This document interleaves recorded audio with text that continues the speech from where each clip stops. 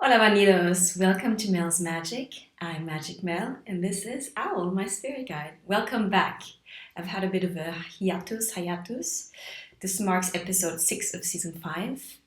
And let's take a look back at episode 5, me trying to talk about yin and yang.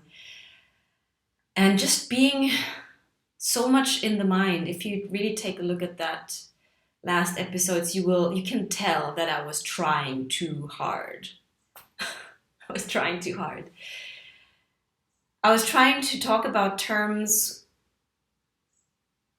which I guess they can just be best described when you really feel them, when you really embody them, rather than making it too academic. And I have an academic background, and that is, it's a forte because I can choose to pull out that fichier, that file from my past, but it needs to be pulled out at the right moment and for the right reasons. And yes, trying to explain yin and yang, that didn't work. I also realized that my episodes work best when I just flow, like I'm doing right now. When I have no script, when I have no agenda, I just go for it. And I have to remind myself that, yeah, there's an audience, but I'm doing this for myself. So back to the essence, Melanie. Magic Mel, what is your essence? And my purpose in doing this is to just share my journey, period. I don't want to be overly, what is the term, dogmatic or preachy. That is the last thing I want to do, because I can't tell you anything other than my own experience. And in my experience, the truth, it has to resonate in your whole body. Like, I could be telling you what the truth is. If you don't experience it for yourself, it will slip off like water on duck's feather. It doesn't work like that. What we can do is live our truth. And automatically, by living our truth, we come into our own alignment. What does alignment mean? It means coming into coherence, which is another word for saying, thinking, acting, believing.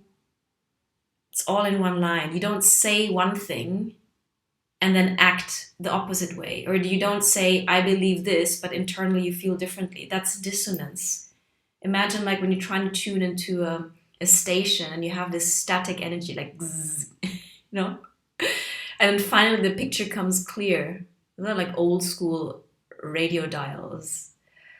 And suddenly the station is clear. But before that, you have to kind of go, and that's when we're out of alignment, out of dissonance. When we're in resonance with our truth, that's when everything is clear. There's transparency, there's coherence.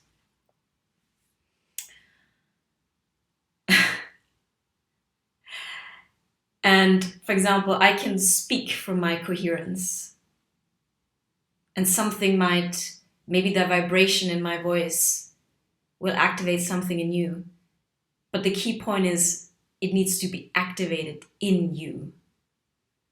We cannot hold the truth at a conceptual level in our minds. It needs to be felt. It needs to be embodied.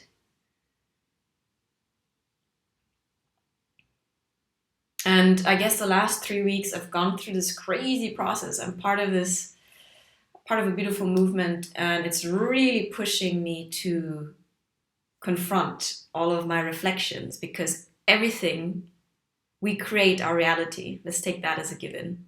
So everything I encounter in my reality is a reflection of something I've manifested, meaning of a belief, of a thought, of an action. It's my manifestation. Now, what I'm confronted with can be either pleasing or displeasing. It's still my creation. And if it's displeasing, I still have a choice. Technical glitch. I was saying, if we encounter something displeasing in our reality, it's still something we created, but we have a choice of how to respond. So if I dislike it, do I dwell on it? Do I complain? Or do I just shift my attention elsewhere and choose differently? That's what contrast is for. It's there to refine our preferences. So in the past, I would reject, deny, judge even if there was a displeasing manifestation in my reality. Let's say, taking a concrete example, I come across someone I dislike. I still manifested that person into my reality. Now I have a choice. Do I engage with that person? Do I take him on board? I have a choice here and how I interact. The best way is to see this person as a messenger either way. And I can say, well, I don't agree with this manifestation. Hence, I'm going to choose something differently. I'd rather meet somebody so-and-so. Yeah? That's how we make empowered choices. By really acknowledging that we created that experience and that is there to teach us something about our preferences. It's not there to punish us nor to make us feel victimized, etc. And once you have this realization that, hey, I am the creator of my reality, it's really weird because you look at things, like I just said, like a lesson or a messenger, and you immediately go inwards. You don't go finger pointing anymore. You don't look for answers outside of yourself. You check, you revise, you do an inner revision and say, okay, what was it in me that created this? What do I need to refine here? What do I need to release? First accept and then release. I mean, I've also had this with recent pain that's been coming up, which I really I thought that I had dealt with. But I guess with deeply ingrained pain, it needs to resurface a few times so we can look at it a few times and let it go a few times. And that's okay. Temperance is a virtue practicing. So again, the past version of me would have rejected that pain, like, oh God, here we go again, and struggled with it. Because when we reject something, we're in resistance of it. But nowadays, I'm like, okay, pain, I know who you are. What else do you have to tell me? What else do I need to release? What else do I need to understand? I welcome it. I really look at it as a messenger. And as much as I would like to just erase the pain and wish it away, that's not the way to deal with it. That's not what processing is. Processing is not sweeping under the carpet and denying and distracting ourselves from that pain. The process starts with facing it. And the crazy thing is, often when we distract ourselves from the pain, the distraction adds on the pain. It doesn't get rid of it. So the brave thing to do is really to just accept it. Let it come to the surface. Let it be looked at. And then we can clear it from our energy field. And we can be more gracious about it too. Again, rejecting and shoving things away is not a very gracious way of dealing with things. A more gracious way is, okay, I'm going to be humble and look at this one more time. I'm going to give myself the patience that I deserve to deal with this. I'm going to make space for this. I'm not going to distract myself. I'm going to make space for this. I'm going to allow it to be here. I'm going to ask the question, what do you have to tell me? And then listen. And often at the root of it, it just wants our attention and love to be really seen. And then with this attention of love, the pain you don't have to do much. It's really more about allowing. The pain just, evaporated, cleared. So it's gracious in the sense that it requires our patience. And patience is part of being loving to ourselves. Self-love is the road to salvation. You can't try and save the world if you don't have self-love, because everything starts from here. And God, it's a process. I guess really one of the main things I've learned this year is temperance and patience, and they have not been my virtues in the past. I'm still working on it. I'm definitely getting better, but I was definitely not patient in the past. With other people nor with myself. And this process teaches me to be humble. to be humble. So I'm just sharing with you snippets of, I guess, the past weeks of my processing, which obviously is an agregum. It's like you build upon your progress. It's not overnight. And it's such a beautiful process also, because at the core of it, what are we working towards? We're not even working towards outside of ourselves. We're working inside, if anything, towards our inner self, to our core, to our essence, because nothing lies outside of you. And I get it, the 3D manifestations, they feel so real because of our sense perceptions, no? This seems very tangible, everything is super tangible.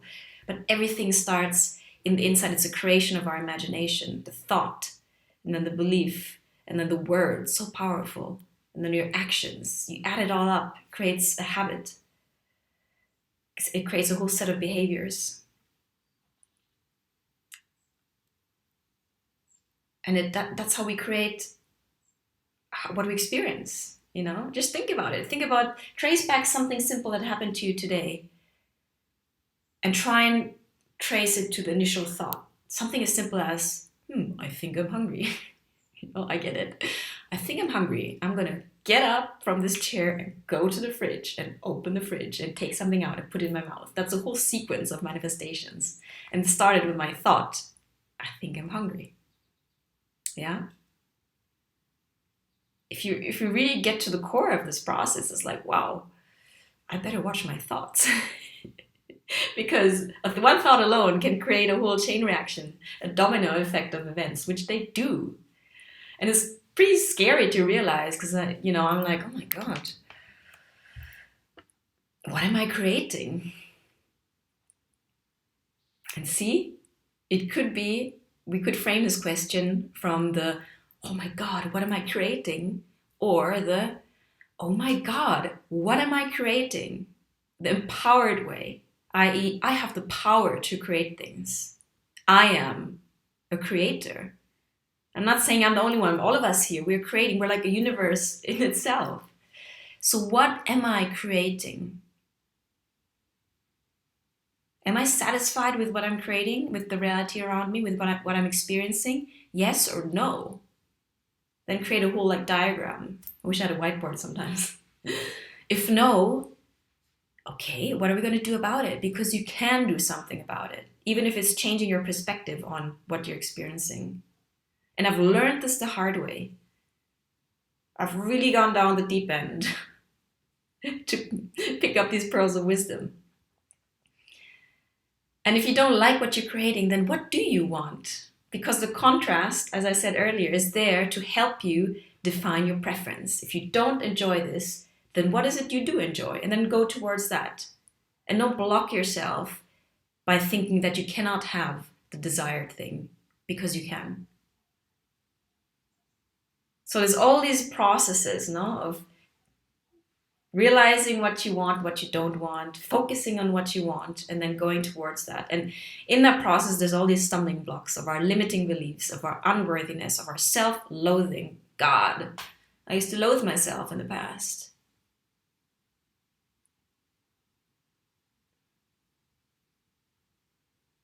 And it's in the past, thankfully.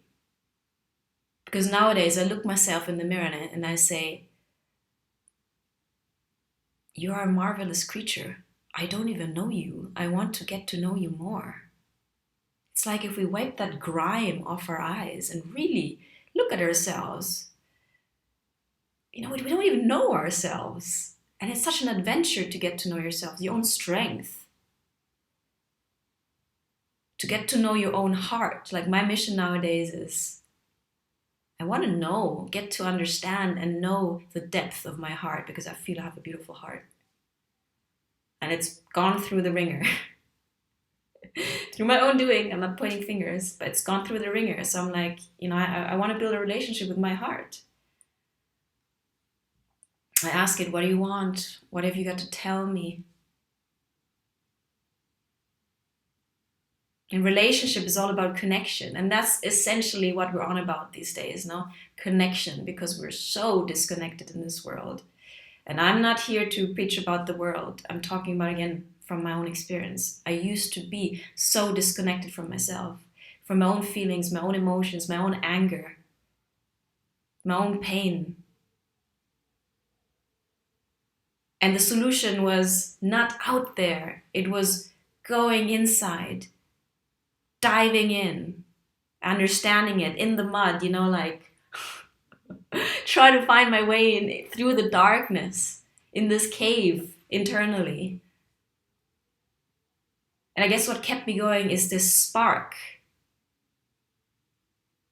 that thankfully I never allowed to go out. The spark, this belief that there must be something better, that there is some kind of hope here, that there is some kind of meaning. And thank goodness I held on to the spark, because it grew into a flame that I myself am, what do you call it? Fanning. This violet flame, this indestructible flame that's helping me burn through my fears, through my limiting beliefs, and to keep on asking myself, who am I and who am I not? Because that is probably just as important as the who am I. What am I not?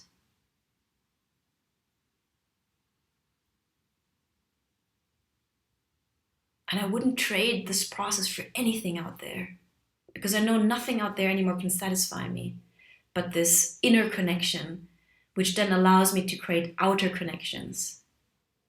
Because this is the foundation, this is the core, this is the anchoring, this is the safety I feel that we are looking for outside. We're all paranoid about security and safety. When I go to the supermarket here, and I live in a pretty peaceful part of the world, and still I see people stressed and in the head, and with frowning and with fear in the eyes, and just in their head. And I can recognize it now because I've snapped out of it. I'm more present now. I can observe better because I've untangled my own conditioning. I'm not saying I'm done yet, but I'm definitely further along than I used to be. I can see clearer now.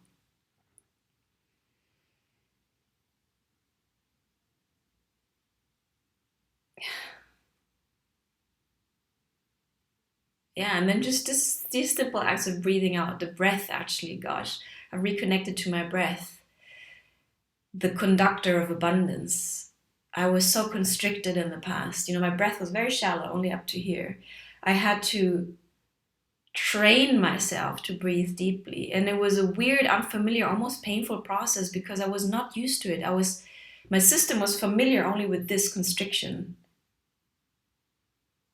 And it took loving persistence in filling those lungs, pulling the breath down to my abdomen, and telling myself over and over, I am safe.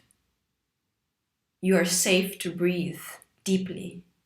You are safe to be here. Because I knew that constricted breath had to do with me not feeling safe in my own body. I wasn't feeling safe enough to be here. I always wanted to escape myself. But the greatest gift really is to be here in our bodies. I'm working on it.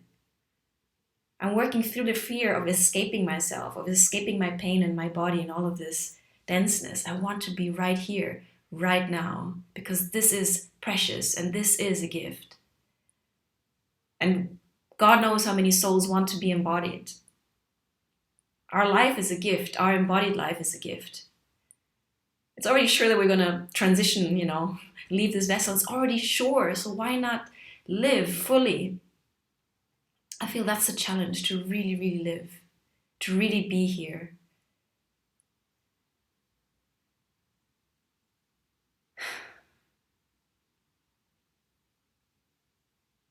And to be grateful for things, malgré tout, a pesar de todo. And to be in the position of changing the narrative from your present standpoint, to look back and say, thank you. because everything brought me to this present moment where I can be me.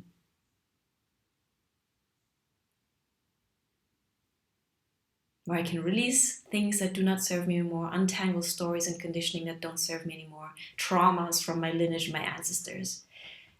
I decide, I choose. It ends with me. I'm writing a new story right here, right now. And I don't know what's going to come. But I believe in my own power, and I ask for guidance, and I trust that I'm capable. I don't need to know the unfolding of the entire story. How boring is that? You know, if you already know the end of the film, like, hey, bravo, you are empowered. No, it's working towards it, like realizing your own power, unfolding, letting it unfold, and let life also surprise you. God. And then I keep on reminding myself, hey, don't take it so seriously, everything. I mean, I know it's serious and it's deep stuff, but let's remember to be lighthearted about it. You know, if ever, if I look at myself from the standpoint of before I pass, transition, I want to transition in the light way. Light as a feather, they say. I don't have resentment in me, regret, guilt, all of that dense, heavy stuff. No, I'm done with it. I've felt it all. And I'm not saying, if I need to feel more pain, so shall it be. I won't reject it, but I choose now to feel joy because I'm able to choose.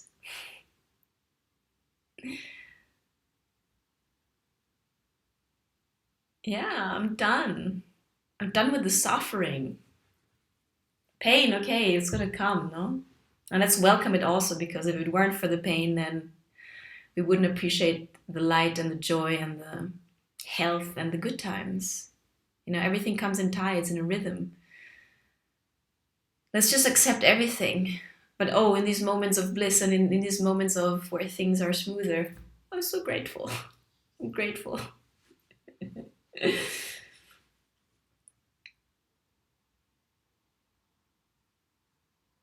So yeah, and it feels good to speak like this, just like in a relaxed way, not so uptight and not in this performance way.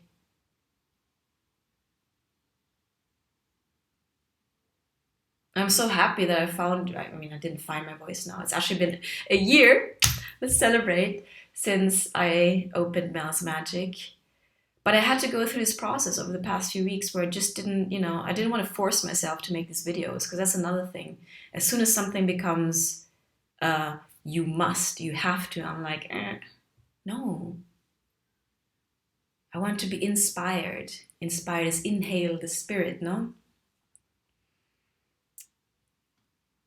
I want to do it out of coherence, these videos, out of joy, not out of obligation. And I mean, it's just you and me watching anyway, It's a very intimate thing here. And it is for myself. It's to express myself, to share what's on my mind, to share my experience, to share my journey. For you, maybe to connect with the resonance of my voice. I feel it's so important for each one of us to share our stories.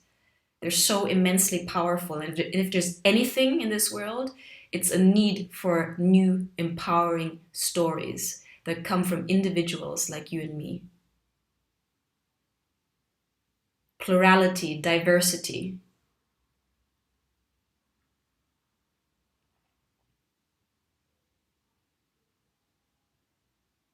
There is no salvation out there. The salvation is going inwards.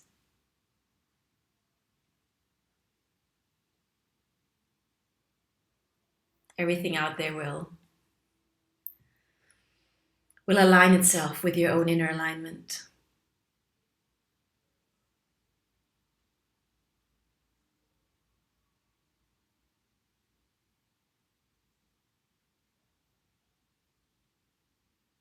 I feel complete for today. How's that for a comeback? I wanted to be all fanciful with like images and great video editing, but hey, again, what is the essence? What is the point of it all? The point here for me is to express myself and to create a connection. Share my message, share my experience, share my voice.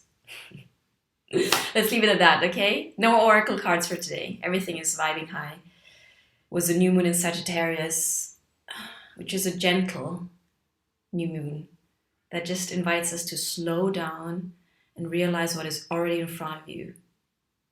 Not out of reach, it's right in front of you. How about that for a feeling of coherence and wholeness? Nothing out there, it's all already here. I'll leave you with that. And I'm sending you lots of love, okay? Al and I've got your back. Let's soldier on because we are warriors of love, yeah? And love is a big topic I'll talk about next time, but this is all love. Love has many facets. Okay, bye for now. Stay centered, stay aligned. Love you lots.